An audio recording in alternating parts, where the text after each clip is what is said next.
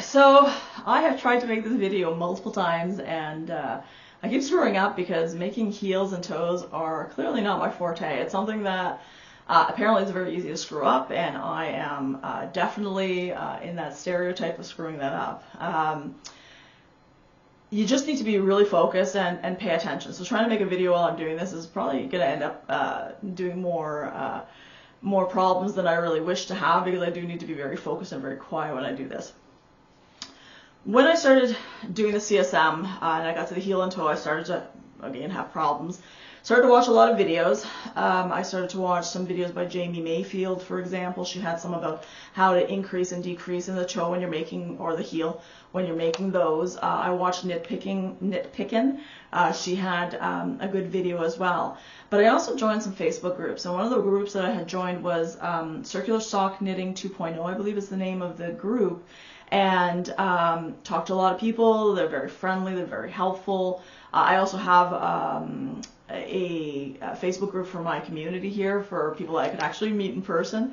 But I came across a gentleman, Steve Ashton, who really helped me out to figure out things that I was not reading in books and I was not seeing in videos to answer some questions, right? Because okay, this is the mechanics of how to do the heel, but what if that heel doesn't fit me? How do I know what I need to do in order to make the heel tighter, or to make the heel narrower, or to make the heel wider? So for example, my husband and I have very different feet.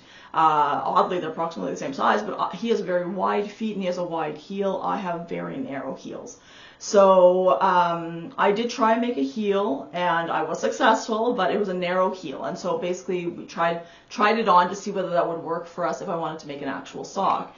And we both found that it did not work. So it's like, okay, where do we go from there? Because I don't mind experimenting, but if I don't know what I need to do in the experiment, that drives me bonkers, right? So he was able to kind of answer a lot of those questions. So I got a lot of the tips. So based on that we can, try and figure out some things you might want to keep in mind. Okay, so whenever you're making a toe or a heel, you're going to look at your cylinder, the number of the cylinders. Half of those needles need to be up and half need to be down.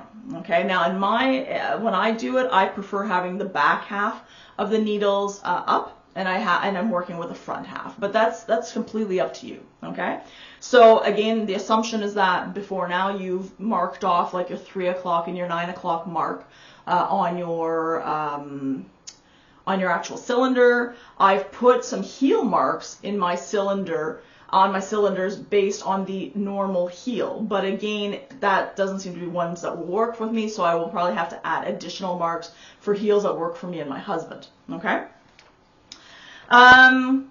Okay, so basically you need to figure out if you have a deep heel or not a deep heel, I guess. So Steve had basically told me that if you have a pucker at the front of the sock, so if we assume that this is my leg, my ankle, my foot, for example, and you're wearing socks and you tend to get a pucker here in the sock, it's possible that you have a bit of a deep heel. Okay, and you may want to look at socks doing that. I do not have that situation. My husband doesn't have that situation, so I'm not going to go into a whole lot of detail about that, but that's something that you may want to consider. Okay, but if that is the case, okay, you may want to start before the 9 o'clock and before the 3 o'clock mark when you're actually starting your heel. Okay, if you've got a normal heel, it's just going to be literally half of whatever the cylinder happens to be. Now, when I did these examples, I used my 72 cylinder, okay? I made a heel on the 72 cylinder and tried it on. My husband tried it on. It didn't work for us. So now I'm going to try the same thing again on a 54 cylinder, because a 54 cylinder will be smaller, okay? So, because again, we have smaller feet. And see if that works, okay? And again, it may not work, right? Like it's totally experimental at this point. I haven't made it full sock. I'm just doing the heel part, okay? So you could possibly have a wide heel. You could possibly have a narrow heel. And so the question is that what do you do in terms of your needles if that is the case? So basically, if you have a wide heel, you're going to raise or lower fewer needles, okay? And you're going to have more in the middle section. So what do I mean by that is that if you have, for example, a normal heel, okay, so I'm not sure if you're going to be able to see this properly, okay? And I'm not sure if it's even backwards or not, okay? So I'm using a 72 cylinder. So we've got 36 in the back that are up, okay?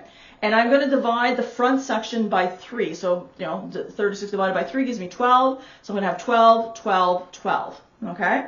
Now, it is possible that you might have other types of cylinders that it does not divide evenly by 3. I know the Harry Rogers books gives you indications of what you would have for each section, okay? But I'm using 2 that, 3 divides very beautifully in it, okay?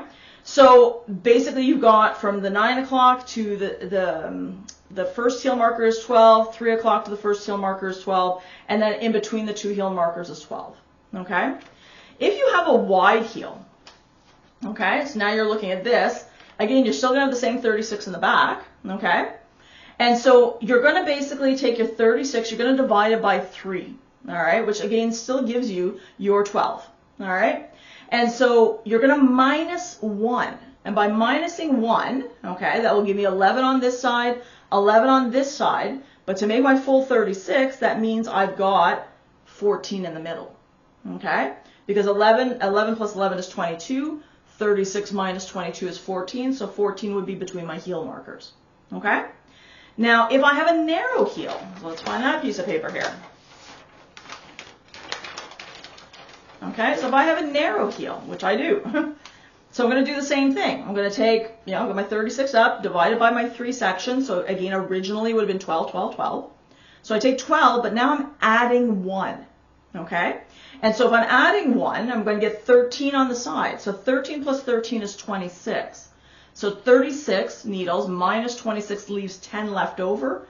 I've got 10 in the middle section. So I'm going to try that. I'm going to see how that fits for my heel. Okay, I may have to add 2 more. I may have to add 3 more, depending on what is comfortable for a particular person. Okay, but at least I know what I'm doing in terms of, am I adding, or in the case of the heel, am I subtracting? So from there, you can actually kind of figure things out. Okay. It was suggested that I've read books that say, okay, you have the heel spring off for the sock, you put it on for the heel, you put it on for the toe. And that's going to be completely up to you. I've been told basically also to just put the heel spring on from start to finish, basically, if I need a tighter sock for myself. I'm going to try that. The lesson I learned the hard way is that I did the heel, and I have, you have your heel forks when you make a heel that are holding down the heel part. And I removed them. As soon as the heel was done, I removed them. And that was a problem. That was painful because I ended up dropping a whole bunch of stitches. Okay, so what you want to do, it says, I made a note to myself, it said, do not remove heel weight and fork until your buckle goes past the heel, right? So that, I have a buckle that has my regular weights on it, and when that finally goes past the heel, then it's safe enough that the heel stitches are not actually being pulled on by the top, so I can do it. I was so afraid, actually, I didn't take off the heel weights until the whole thing was actually done, and I was ready to take it off because I didn't want to drop any stitches, okay? Now, for a round heel, so a lot of times you're going to see when people do it, is that when you're actually starting to do the heel or the toe, it almost, because of the decreases, it looks triangular, okay? So it looks like it's flat and then triangular, and it's not, I don't know, it's not normal to me for a toe when you buy, commercial sock and so forth. So if you want more kind of a rounded look to it, there is something that you can do, okay? So if you're looking at the normal heel, so basically you're going to raise and lower all the needles like normal, but the last 2, you're going to raise and lower them as a pair. So it kind of gives a little bit more of a rounder look instead of an angular look, okay? If it's a wide heel that you've got, you're going to raise and lower the first whatever number you happen to have. Okay, so let's pretend it's 10, okay? So I would raise and lower the first 6 the way I normally would. But the last 2 pairs, okay, so the last 4, okay, which makes 2 pairs, would go down as a pair. So number 7 and 8 would go up and down as a pair when needed. Number 9 and 10 would go up and down as a pair when needed as well. Okay, and that would allow for a wide heel to look more rounded as well. If I want to get rid of the corner, so when you're switching over from the sock onto the heel portion, I ended up getting holes in there. One hole in that corner, which I find irritating. So I've been given different ways to try and get rid of that hole. I'm going to see which one works. It was suggested that to get rid of the hole in the corner, lift the yarn, okay, and put it behind the first standing needle before you start doing your heel, okay. So the weight cakes. So you've got your, your weights. Let's see what I got here. So you've got these here, okay. So I've got 3 of them that came with my machine. And so how much weight do you actually put on? I did not know. I was just using 2 all the time, okay? But there is actually a logic to it. 1 cake would be if you're using thin or light slippery yarn, okay?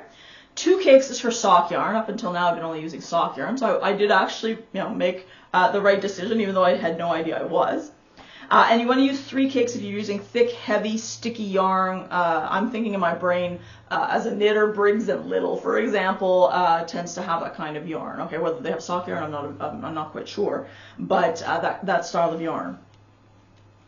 Some people prefer heel forks, okay, which are individual. Some of them are actually made out of forks. Individual forks, then there's 3 of them that you put basically, because you've got 3 sections of those needles, and you put 1 in each third of those sections. There is a sweet spot, which is what I bought, so that's what I'm using now. But again, whatever works for you, you're going to find out, if something works for you. I may decide to use a sweet spot and maybe even add, a heel fork in the middle, because I sometimes seem to have a problem with the section, like the placement of the heel fork. It's still relatively new to me, so I'm still trying to work with that. You want to find, first of all, the maximum tension for your yarn, okay? So when you're doing that, you obviously want to use whatever yarn you're using ahead of time.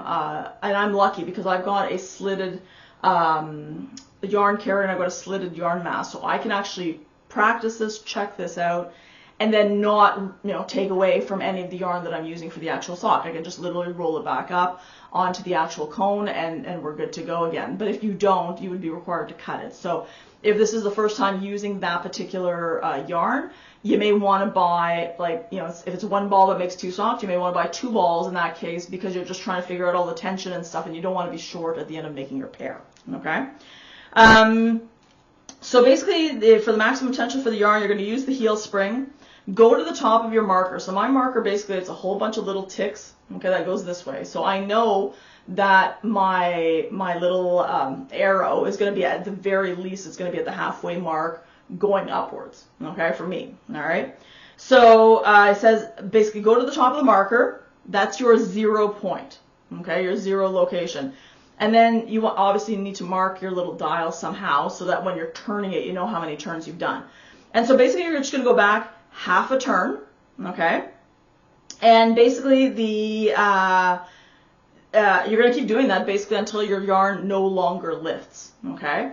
And I'll show you that as we're doing the sock, because as you start doing it and the tension starts to get more, because you have to actually, move those heel forks or the sweet spot, you're going to see that the thread starts to rise up when, you're passing the yarn carrier across, and it doesn't necessarily go back down with the weight. And that's concerning because at some point it's going to go right over the needle and you're going to get a drop stitch, okay? And at some point, basically it says, you're going to keep going back half a turn until you have, until your yarn no longer lifts, and then add half a turn more, just to be sure that you've got the perfect location. You want to obviously keep track of how many turns you're making so that basically you don't have to go back. I have seen people suggest using, calipers, for example, to measure how high is your V-cam on there, and then you just, can just change the height of the V-cam to get to that actual location. That's one way of doing it. This is a different way of doing it as well, because then okay, let's go to the top. I got to go back 4.5 turns. Boom, I know exactly where I am. So again, it's all personal as to what works for you. I did get some information on the ribber. I have still not used a ribber. I've been a little afraid to use a ribber. Apparently, it's not as frightening as it sounds. But when you do a ribber makes the purl stitches. So if you're a knitter, you know what, you knit stitches, and then if you purl, obviously it's a different stitch and gives a different look. So based on that, if you want ribbing in your sock, okay, and ribbing is good because ribbing is stretchy, but it also makes the sock tighter and adhere closer to the leg and the foot, okay? So in my case, because I've got very narrow heels and small feet, that would probably be very useful for me to do, and I will start fiddling around with it. But again, the cylinder is doing all your knit stitches, your ribber will do purl stitches. So if you want to do designs on your socks and so forth, you're going to be obviously using a ribber at some point down the road. Okay, so what I'm going to do basically is I'm going to set up my CSM. I'm going to put on my sock bonnet. I'm going to weave some waist yarn. I'm going to weave a few rows to pretend, it's a little bit of the ankle because I'm only doing a sample right now. I'm not doing a full sock. And then I'll bring you guys back once I've set up the camera and everything, and then we can take a look at me making a heel. And we're going to all pray together that I don't screw up. I know screwing up allows you not to do that, but I hate screwing up, and I hate dropping stitches, as you know that's my nemesis. So we'll see if I can get through this without making a mistake. All right? Give me a minute. Thanks.